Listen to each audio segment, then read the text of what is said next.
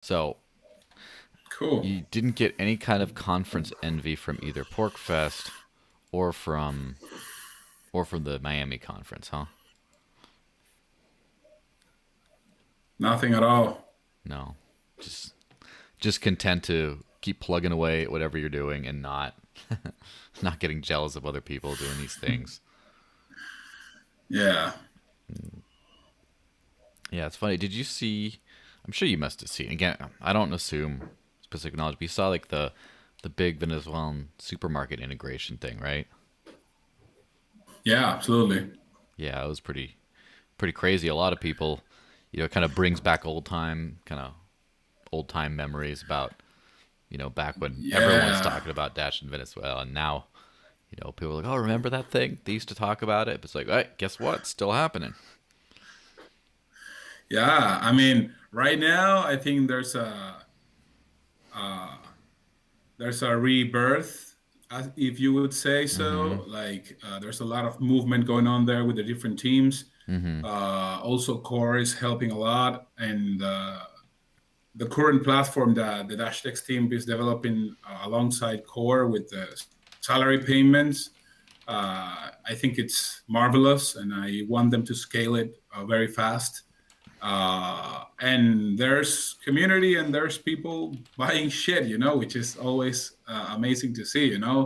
rows of people, both the Dash Help and Dash Text teams are recording videos all the time. I Mm-hmm. mean, price is always an important signal, and the bull run definitely helps a lot.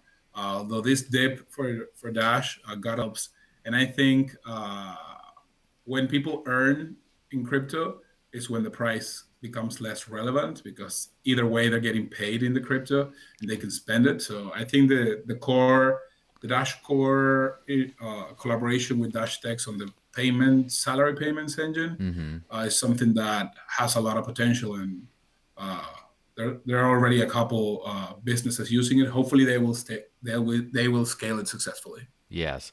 Funny enough, I am working on a Medium post right now for the Dash community publication about problems that merchants run into with integrating crypto, how it's like so much more difficult than getting a regular individual to just, download a wallet, buy some and try to spend it. That, with the merchants, you have to integrate into the payroll systems and you have to do the accounting. And if you sell so much in merchandise and then there's any kind of a price fluctuation and then your balance at the end of the day is different from that, it's like a problem. And just like how much A more huge problem. complicated Yeah. the whole thing is. But hey, it looks like we do have, Yeah. a few people watching right now, on both YouTube and Odyssey. I'm glad there's more on Odyssey though, which I always am. So, hey everyone, we're gonna have a great show today. It's Friday, yay! Happy Friday!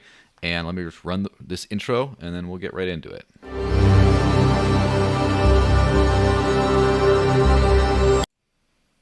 So, hey everyone, if you were hanging around right before, you saw a little chatting. I'm here with Lorenzo Rey. How's it going, man?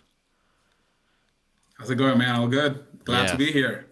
Yes, we were just chatting before about stuff going on in Venezuela as far as onboarding businesses to accept cryptocurrency, specifically Dash, and like how everything's going over there. And oh, I just got a comment here. I'm here, bro. Stopped watching the Maxis in Miami for you. Well, good for you then, huh? So I just like to remind everyone, if you're watching on YouTube, you can watch on Odysee, which is a decentralized platform based on a decentralized protocol. I should more clarify. I prefer people to do that, but if you just like YouTube, you could do that. If you want to ask any question or just have a comment there that's read out there, you go to cointr.ee/the desert links and leave a little donation with a message, and then it'll pop up and I'll pop it out. Ooh, it looks like someone already did that. Nice. In fact, usually I screen these comments before I open them just in case there's something mean, but I'm just going to wing this one. What does this one say? No question, just some dashy love from Ash. Well, I'm glad I took the chance on you, Ash. I'm glad you didn't didn't like use a Nice. racial slur or something like some people sometimes do. I'm really glad. So, thank you there very much for that one, Ash. So, Hey, hi, Ash. if you are uh Library Espanol is in the Odyssey thing. It says, "Hey, greetings from Library Odyssey in Espanol." Well, greetings to you as well. Oh, Uh, nice. and if you are watching on Odyssey, you can leave a little hyper chat, which you just type a little comment and hit the little credit button next to it. It's the same as this, except it doesn't actually pop out on the screen, but I'm still going to read them out. So just remember that. Anyway, let's get into the stuff going on. This is one of those days where it's two back-to-back podcasts. The Dash podcast is right after this, so it's a little less easy to just talk about whatever. Got to get through the subjects first. Anyway, just talking about, speaking of the Miami conference that the Cripsy Kid, which I still like that name, was referring to. Yeah, there's a big Bitcoin conference in Miami, hosted by Bitcoin Magazine, going on right now. And I have heard that it is quite big. Like, a few different people I know are down there. It's supposedly like 12,000 or so people are coming, and a lot of people that no one's ever heard about before. Like, a lot of, it's not just, oh yeah, those are the usual crypto people. Just new random people are just showing up. It's like, oh wow, this is, yeah. So at the same time, it appears that only a very small fraction of those are able to be processed and actually get into the conference. It's like a huge line out in the streets of Miami, which is hot and humid and crazy. So, what's your first thoughts on this before I give into it? Yeah, so as I was mentioning before, I don't know the details about it. I know it's huge. I know there are Mm-hmm. venues, like it's like a party, like it's not only Mm-hmm. a regular conference, but it's like a celebration, like end of pandemic kind of thing, huge crowds, which people haven't seen in a while. And I think that that's cool. I actually have a friend from Venezuela. He runs a Venezuelan mining pool, which is very interesting. And I Mm-hmm. just noticed earlier today that he's on the conference and he was posting stories there.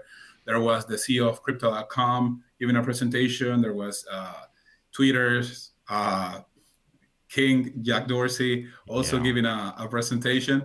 And so, yeah, I see a lot of maxis there, which can be a little, it's funny. I don't know how welcoming the conference is to different currencies or different implementations. As far as I've seen so far, it's mostly a Bitcoin thing.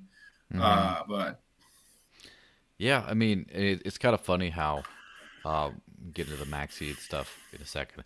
The big thing, the joke seems to be that the conference is a true Bitcoin conference because it is severely congested with long waiting times, and is really expensive too.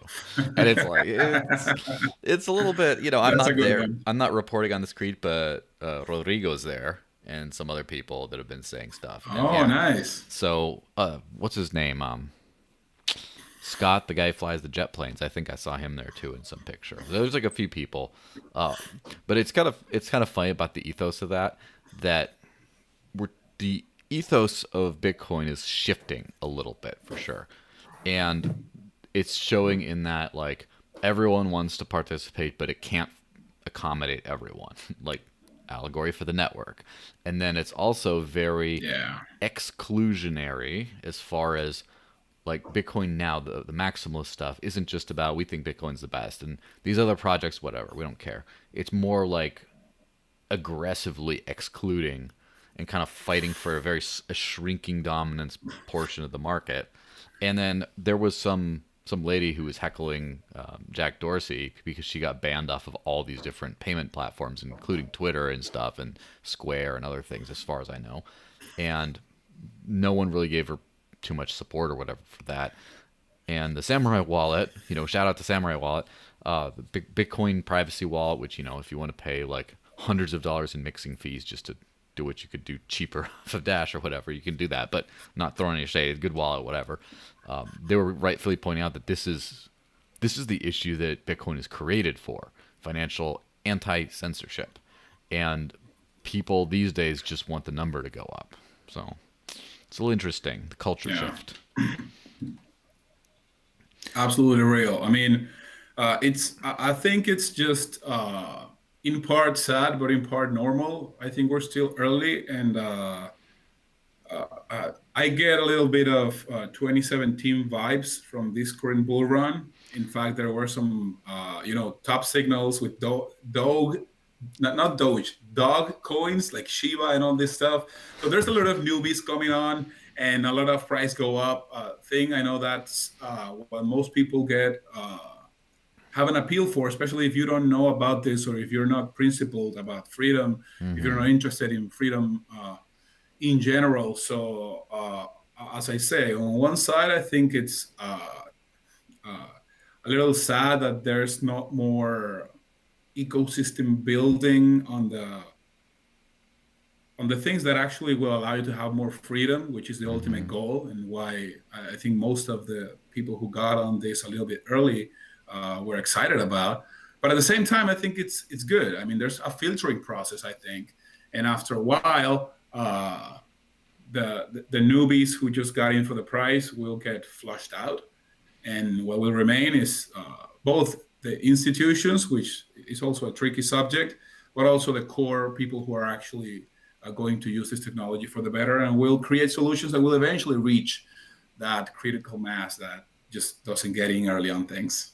Yeah, absolutely. I have some opinions on the whole mass adoption thing too, because but I believe that basically the next bull cycle will get us there. Kind of will get it to, well, maybe not everyone, but a lot of people actually using it practically. But you make a good point about with the Dogecoin and stuff,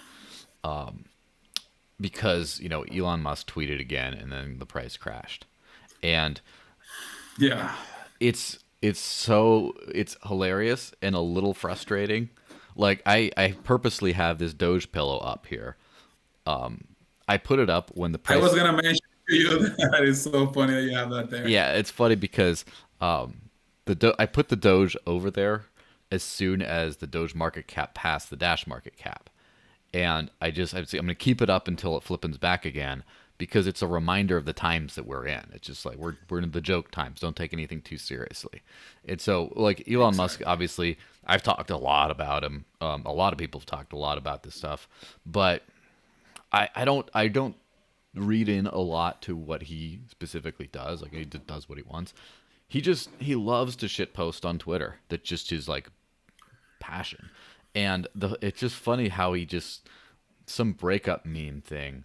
He like posts like a broken heart as his Bitcoin, and like he's clearly referencing the past where he was all in on Bitcoin and then he mentioned something about energy usage and stuff and then the price tanked. Why is the price tank again? What does it mean? Should he mean? Like, oh, it's ridiculous that that will tank the price after he already tanked the price for the same thing. It's a little Yeah. crazy. Yeah, I think Elon has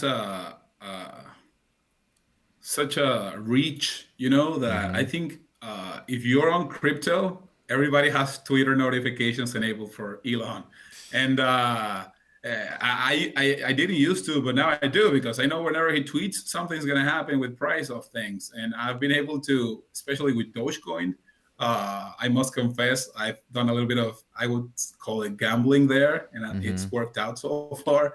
So, yeah, I think it's very influential, but I think people really put more value on his comments than he really. I think he's just like a kid having fun.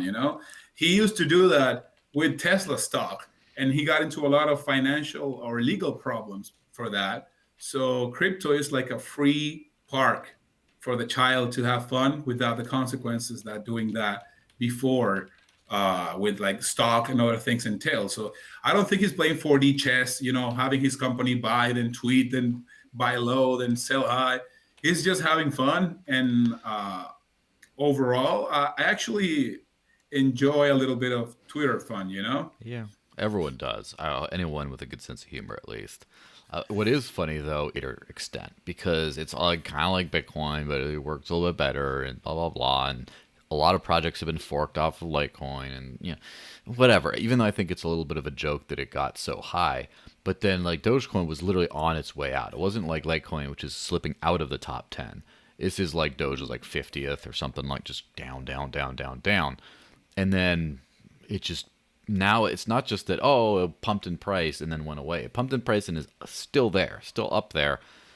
And then Coinbase Yeah. added it. Then just like, and then the hashtag accept Doge is trending, and it's just like, but this is supposed to be a get rich quick scheme joke. You're not trying to make it, real. Yeah, I think that's where the saying applies. The most entertaining outcome is the most likely. Yes. I think the internet, memes is the language of the internet, and Mm-hmm. even the warfare of the internet is memes. Oh yeah. And so I think Elon understands that in a very deep way, and I think for most beginners and Gen Zs, millennials who are all getting into investing, it's fun. So on one hand, uh, as a principled person, I'm worried that this could lead a lot of people into doom. Mm-hmm. But at the same time, I think people should be smart enough to play around with this. And I think Dogecoin has a place as a joke, which is what it is. It's a Yeah. community for fun and jokes, and people can trade their memes and jokes. I mean, I see nothing wrong with it. Again, I think it's sad that there are projects that are below Dogecoin and CoinMarketCap, but at the same time, I know it's very early. 10 Mm-hmm. years, 15 years from now, it's going to be a different story. So I've I've had a little bit of fun myself with Doge. I bought Doge for the first time like 4 years ago, and I sold it. And I was making some calculations on what I. On these things, I made a video which I should have made Tuesday, but I didn't end up publishing until today. Um, about Bitcoin Cash and Dogecoin have both lost transaction volume recently, and it is so it goes into the idea of people just it's all fake at this point. Like the crypto world is all I wouldn't even say it's like, duplicitous, like lying fake, although there's a lot of that. It's a lot of just people haven't figured anything out. They're just trying stuff. It's very unfocused. And so, for example, the Doge, Exactly. I mean, and of course, if you're watching this channel, you can go to the immediate previous video and actually watch this once you get a little bit of a better breakdown on this. But basically, Dogecoin people were using it a lot for like cheap transactions, especially exchange to exchange transfers, and the fee was like always at a flat Doge denominated level forever. But then when the price went up, now that it's more, I think it's more expensive to send Dogecoin right now than Bitcoin, which is pretty crazy. And Really? yeah, well, hold on. Let me actually check my data on this stuff because it, Maybe in satoshis, but not in dollars. in dollar. So let's see. The the median transaction fee for Doge, like the typical one, is 68 cents. And what is it for Bitcoin right now? I remember it went pretty low. And no, the median for Bitcoin is like $3 or whatever. But got pretty Okay. close. So It's yeah, huge. 68 cents. It's huge. yeah, and it was like $2 or $2.50 at the height or something like that. It got really expensive because the price changed, but then the base fee is the same, and no one has done anything about that. And so as a result, this use case, the one thing people are using Doge for when no one cared about it, just now no people stopped doing it. The transaction count started to go down, even though everyone's talking about it, everyone's buying it and everything. Coinbase, it just actually went down. It's like, oh wow, this whole except Doge, Doge is actually being used less than ever. And Bitcoin Cash is kind of a slightly different situation because they had a lot of transactions. A lot of people were saying stuff about like, look, it's winning the war, it's processing more than all these other things. We're winning, yay!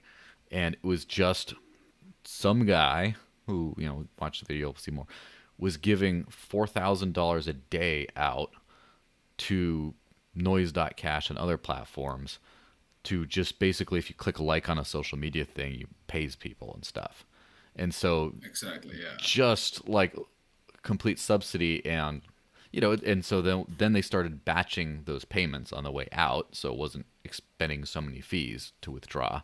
And then that just made the batching made the transactions drop, and probably at some point you're going to run out of money to do that, and they'll drop more. But I think it's kind of funny how a lot of people, at least a lot of people in the Bitcoin Cash community, kind of bought this as real organic payments based adoption, and not some guy literally paying to pump the stuff. And I think it's a little dishonest, if you ask me, if you market it as like this is everyone's using it when you just literally you faked a thing. That's kind of a scam, if you ask me. It is, and I think transaction count should not, uh, especially in the cash coins or in the Mm-hmm. payment coins communities. Uh, Over time, I think transactions have been overvalued because it's very cheap in these chains to make a lot of transactions that are fake. Well, one big example of this is Satoshi's shotgun. I think that's Mm-hmm. what Craig Wright called his spammy transaction spam, device. And They should have called it you can make Satoshi's a lot of canned transactions. meat because it's spam. Yeah. So, and in regards to Bitcoin Cash, actually, I'm very sad of Mm-hmm. the way everything evolved there because I think it's extremely clear. And I think block size debate scalability, which side had more, you know, reasons. It's so obvious what crypto is for. But after the split, uh, the quote unquote uh, Mm-hmm. block size, a big blocker, portion of the Bitcoin community just went to shit. I mean, it's like crazy the inner fighting that happened one after the other, and I think Yeah. uh, as a consequence, it created this image that the maxis were right. The maxis were right. The cash guys all split once and again, and they all Mm-hmm. split after one another. Thank God we didn't upgrade Bitcoin. And now style attitude that is very bad. So Vitalik made a comparison saying that it's like when you have a terrible, and I'm not comparing this to statism. It's just the example that he gave that I think it was good, which is that you have a bad government, but then the opposition, even though they have the good principles, they just are a shit show when it comes to, like, yeah, he Of course. said their values and the way they operate is resisting. So when they get into power, they don't know how to make policy. And so I think a lot of these Bitcoin Cash communities, a lot of people who are all about resisting, and then when they had to build a project, they'll start, splitting after one another and infighting. And it's very sad because right now, if you're a newbie and you look at this history or story, Mm-hmm. and I've heard people say this, wow, yeah, this is the right thing. Store of value, digital gold, this is the right thing. Those guys were wrong. And I think that delays a little bit of what I think will eventually be inevitable, but I think it Mm-hmm. delays For the sure. payments adoption.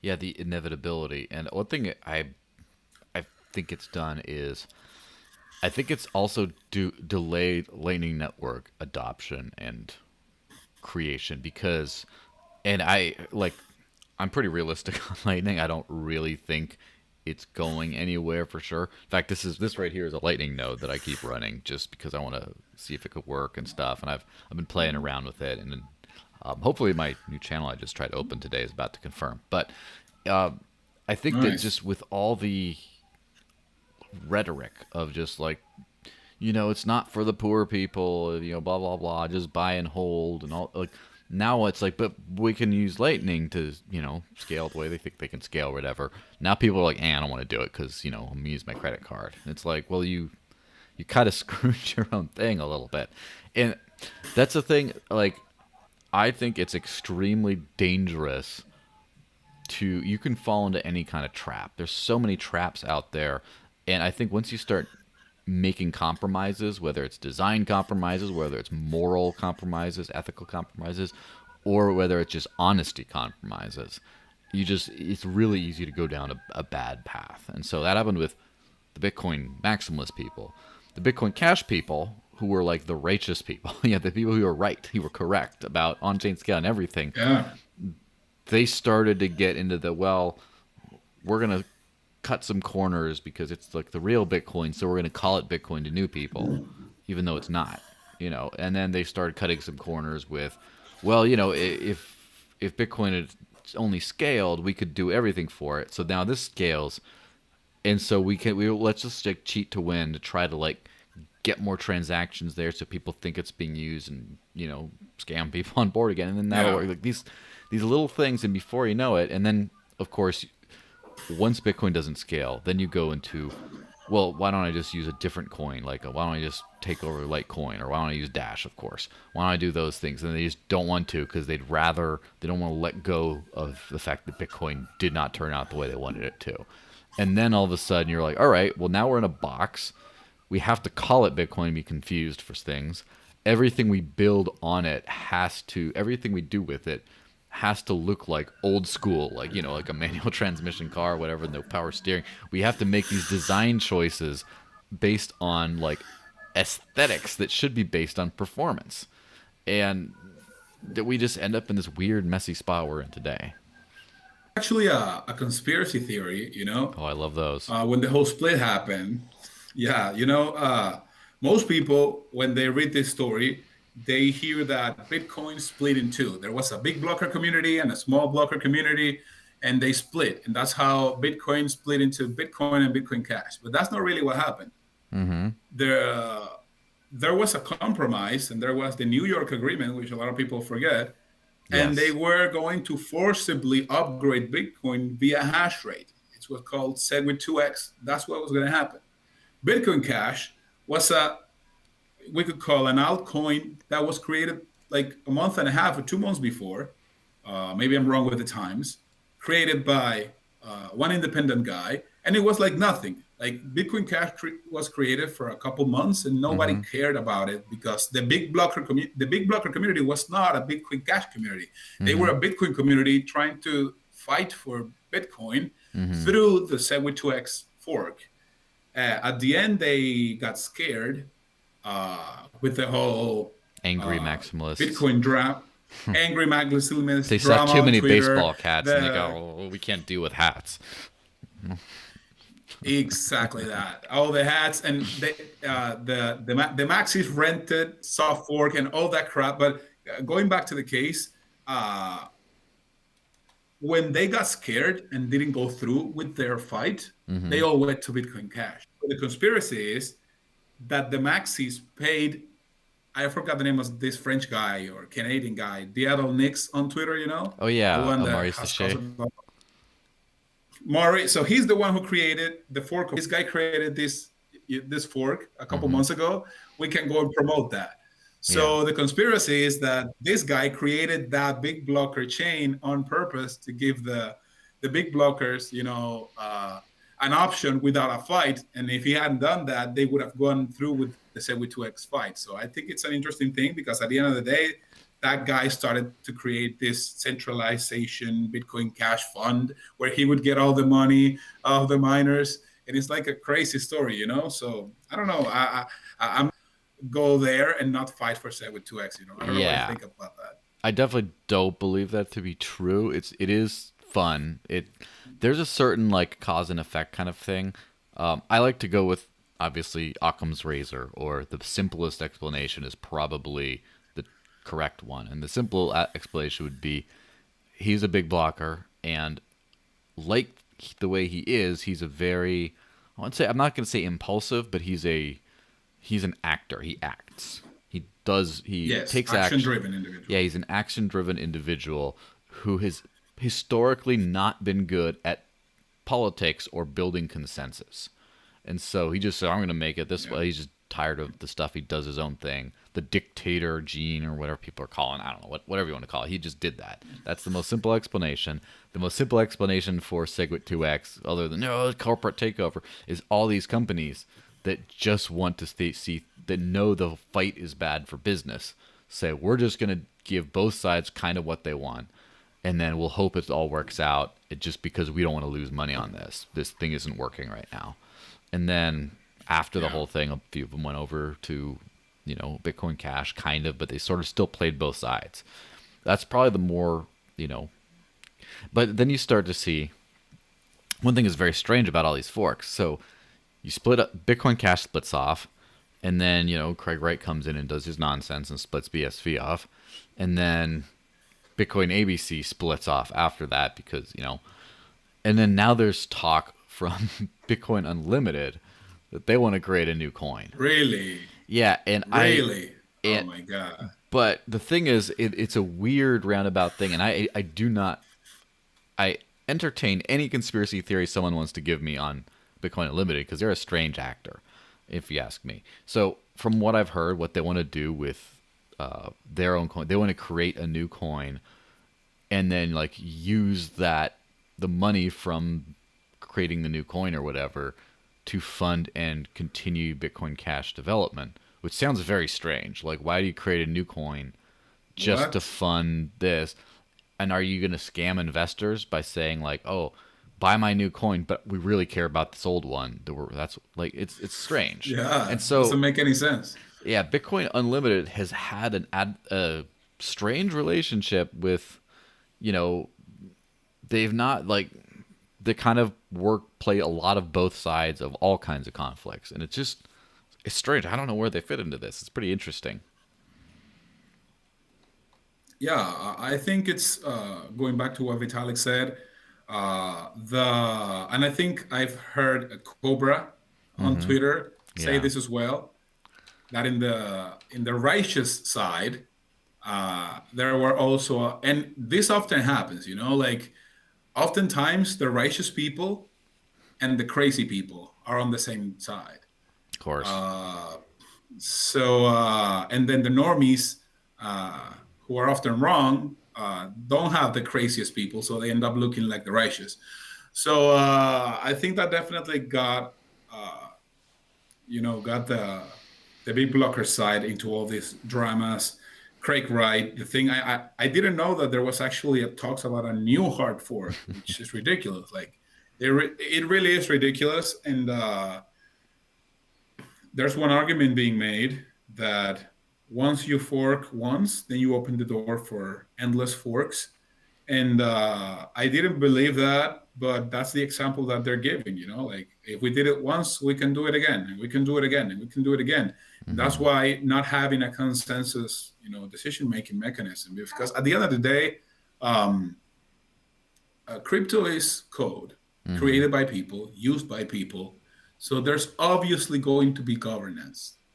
This lie that the Marxists like to say that that it's 21 million and it'll never change. No, it can change. If enough people want to inflate that and create a protocol to inflate it, it'll be inflated. But they speak Mm-hmm. of it as if it's this, space material that is only 21 million ever and nobody can create more. So governance is something that uh, to some extent or the other is necessary, and the lack of it plus this, once you open the door for endless forks, destroyed that community. I really think those coins, I think they're mostly dead, and some people were angry at me for this. I still see some movement here, movement there, but I don't think trying to claim the Bitcoin name and those Bitcoin forks have any chance. I think payment coins who have a shot uh, need to have their own identity, and I think Yeah. Dash has a great shot because of that. Yeah. I have a lot to say on that whole subject. We did get another super chat thing from one time. Hi, Joel Lorenzo. I like transacting with username contacts using the DashPay testnet app. Now available on Google Play. It looks great. If you guys are on it, please add me as a contact. Cheers, one time. Well, let me tell you the only negative part about this whole entire thing. You are in my contact request thing one time, but for some reason there's a bug. I don't think it's. I think it's on the platform testnet, not in the wallet. But there's a bug that won't let me accept your specific contact request. So it's nothing personal one time that I keep accepting everyone's who's not yours.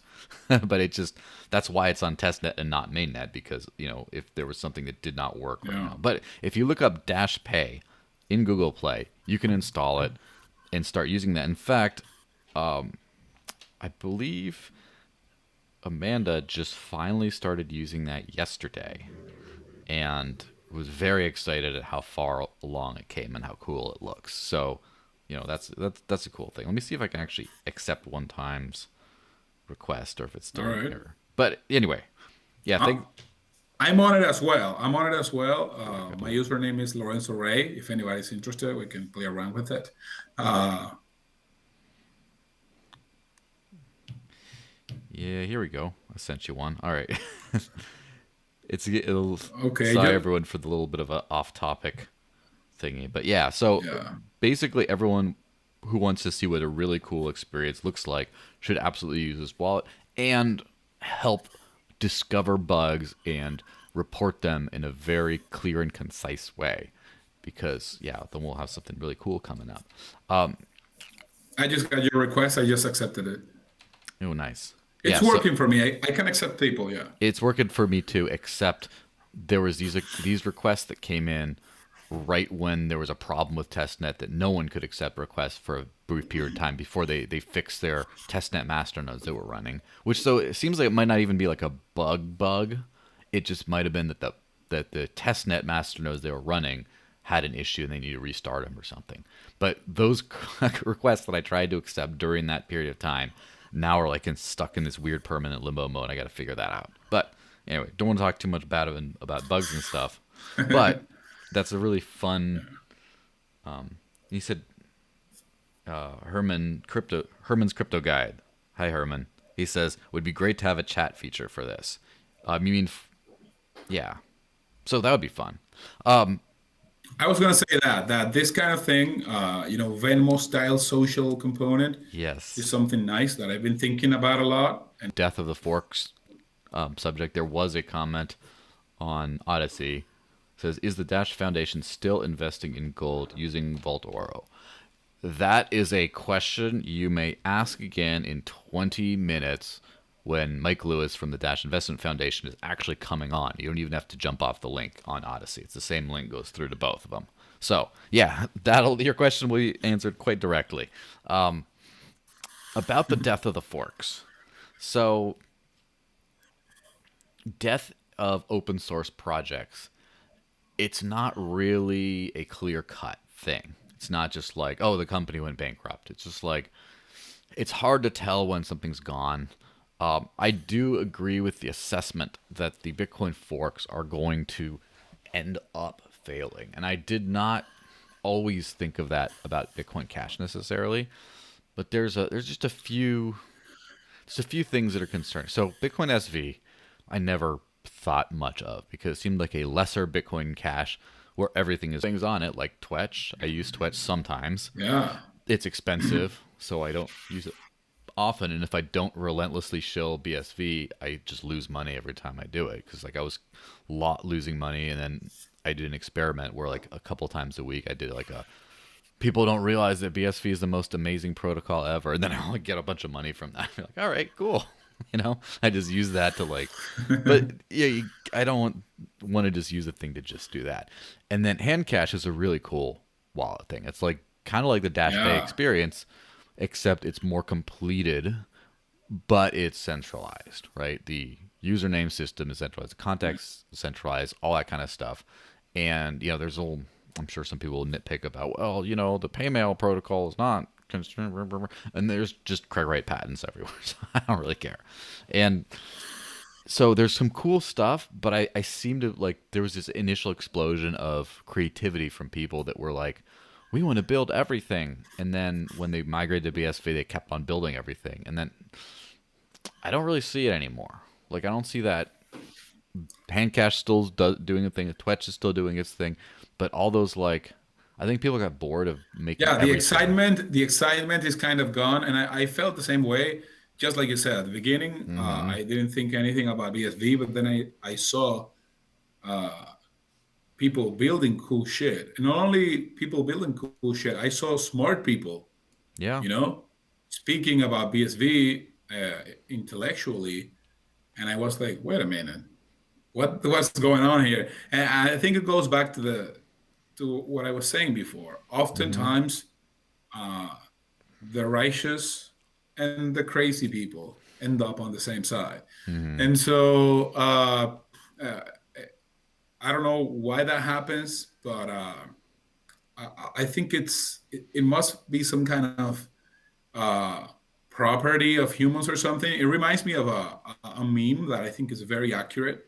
Like when you're building companies, there's this thing Mm. of do things. So I saw this meme in which, on a graph of IQ level, you have the low IQ people say, make stuff. Yeah. then the average Oh IQ yeah. people are like plan, strategize, you know, yeah, Yeah, I've the seen bell that meme, curve. and then it goes So down. plan, Make then the strategize, wizard plan, make and then stuff. it goes down, make stuff. Exactly. So Hmm.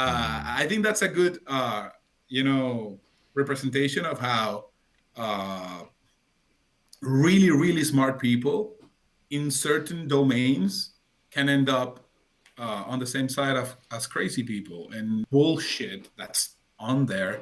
And uh, I saw these people fighting, having an inner fight with, trying to ignore it at first, then having an inner fight, then calling Mm. it out, but still believing in the tech. So Yeah. it's sad to see, but just like you said, I think those coins are dead.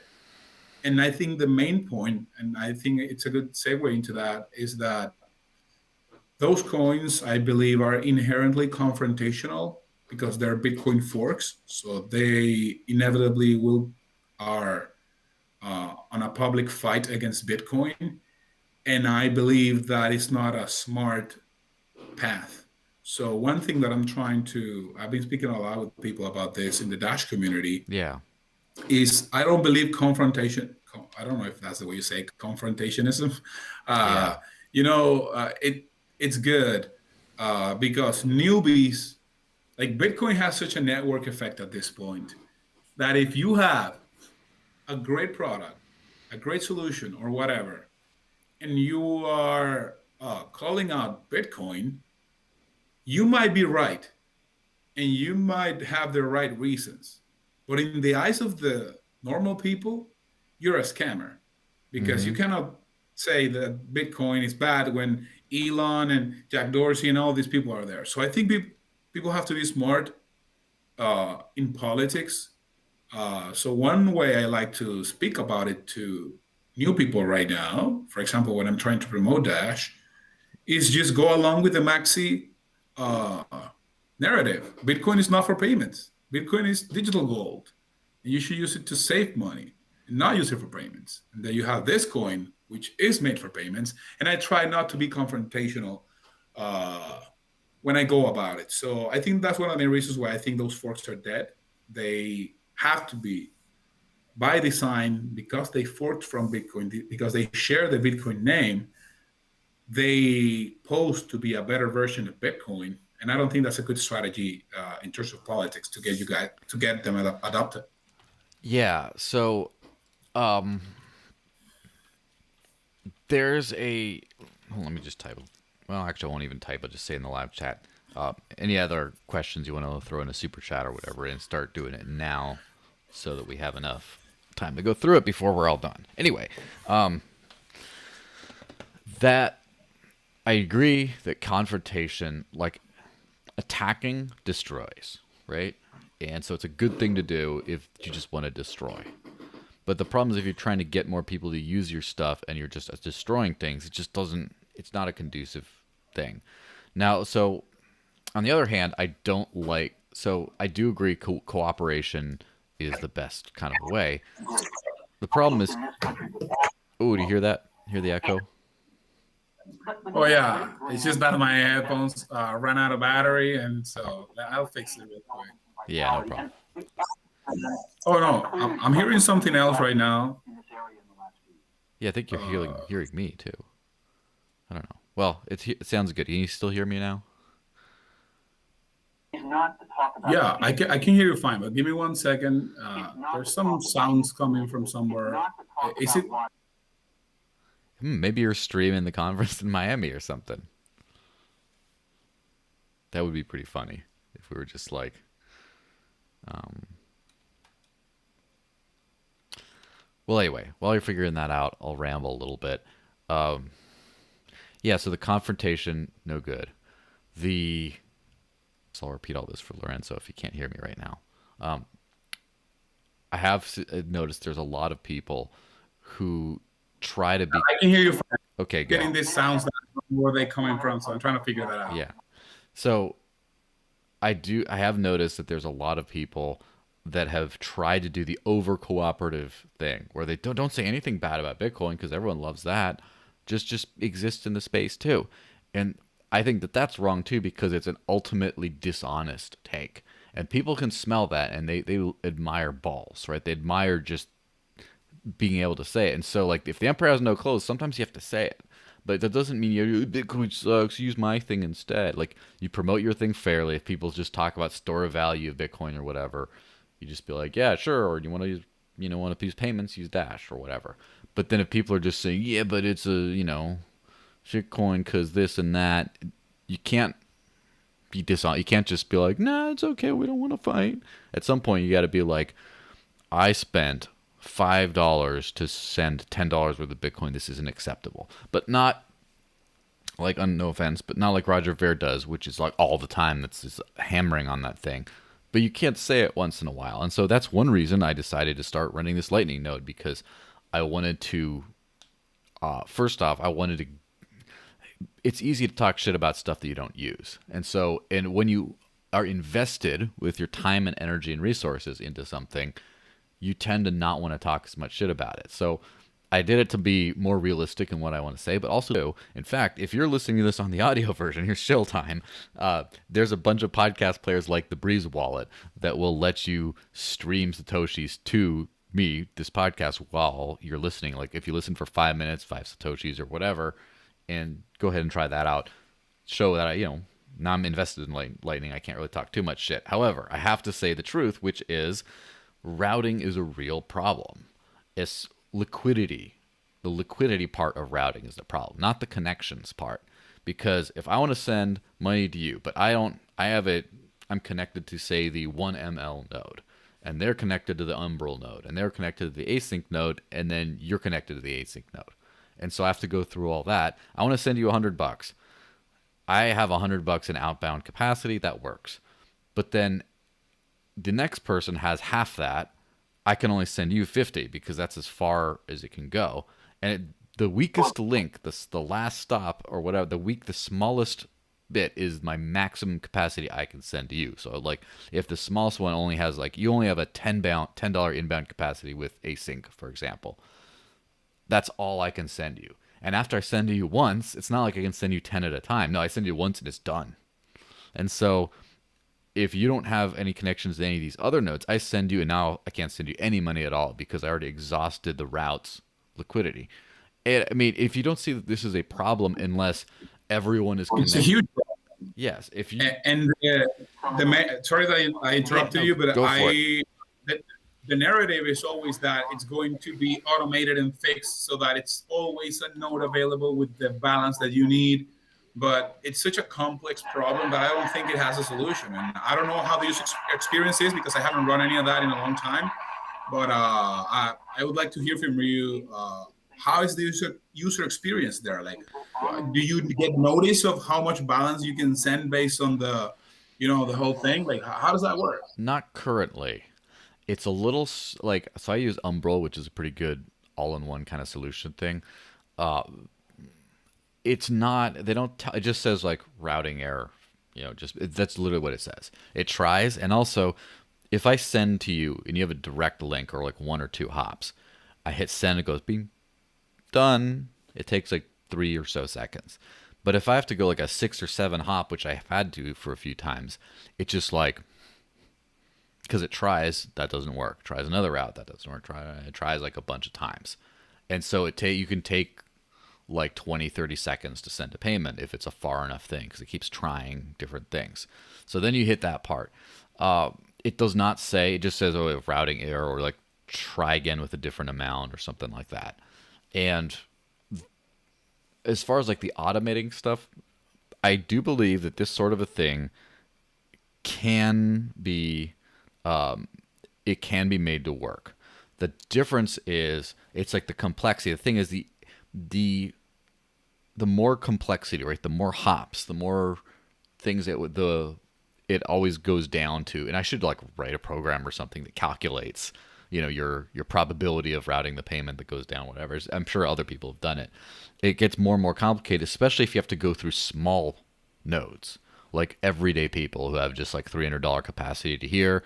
And then, then that person is the one route to get to here. After 2 people pay $100 through that route, now it's only $100 capacity. And it becomes challenging. So I think the way this thing can work, and this is now I'm starting to sound like a goddamn Roger Ver style conspiracy theorist here, but it's true. If there's 5 or so huge nodes that are businesses, like Async is one of those, an LSP, Lightning Service Provider, and if you have a connection with them and I have a connection with them, rebalance the channel automatically for you in order to make Yeah. sure to keep stuff going. Or what if you're on the bit refill node? Well, they have a connection to the async node, so I go to mine. Async goes to the bit refill. Very bank, the bank like system and stuff, and it could possibly be more efficient than that. And you can still hold on to your keys, so you could still they don't hold on to your money for you. I got to make that clear. However, it just becomes very difficult to operate without this kind of a thing. The user experience will never be, in my opinion, never be smooth on Lightning until it centralizes. Exactly. I think that's the inevitable, path for that design. Like as you mentioned, the once you have these huge nodes that have channels with everybody, I think that's a great analogy. Right Mm-hmm. now with fiat, we have great nodes who have channels with everybody. They're called banks, and Yeah. so it's just bad design. And not only that, but even if it were to be adopted, it's it's gonna be doomed because second, I'm against second layers, Yes. um, because second layers of any currency eventually become the currency. Mm-hmm. So the dollar is a second layer to gold, but once everybody's using dollars, now you can print more dollars, and that becomes the currency. Yes. So on the Lightning Network, I know there's a lot of, it's not exactly the same, but in theory, like if everybody's using Lightning, they could somehow upgrade these massive nodes to do fractional reserve based on usability, standpoints of making it easier for people, having channels more open, cross nations, and they could start doing that eventually. So uh, migrating from the main chain is something that I'm against unless it's in terms of data, which Mm. is where I think the cool stuff is. Like zero Yeah. knowledge proofs, the CK snarks that allow you to prove things on chain that you did a computation off chain. So you offload data from the blockchain that is not. It's basically compression. It's data compression. So that those kind of second layers that are only optimizing the first one are good. But when the transactions are actually going on a second layer, I think it's flawed design. More, I don't believe in universal second layer transactions. So if someone wants to play a game and they want to use in-game transfers or whatever, that should be on their own game second layer and not clogging up the main chain with that stuff. Or if it's just like, you know, Yeah. if it's like, for example, say you're doing let's just say you're watching an MMA fight with like 10, 20 friends or whatever, and you want to send pool money and bet on every fight and then send them to each other after every fight. So you got like 20 fights, and then there's like a whole money should be layer one, probably. I think so.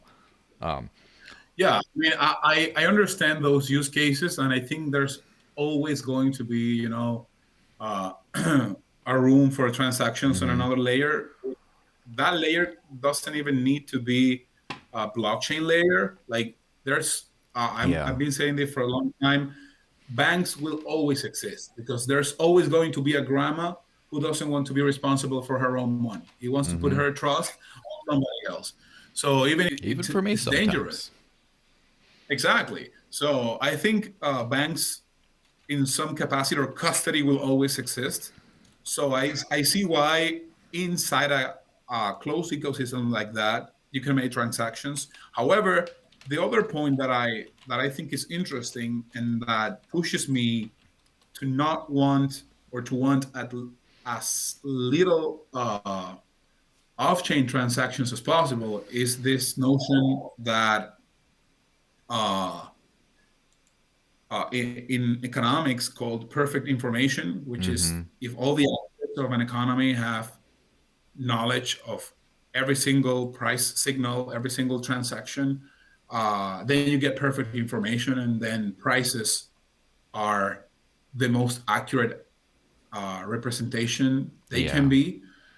So on this whole perfect capitalism, perfect economic situation, you might think that your transaction with your friend betting on some silly thing is not necessary to be on chain, but at the same time, if all the economics data is on chain, then that would lead to the consumer and the economic actors having uh, or will inevitably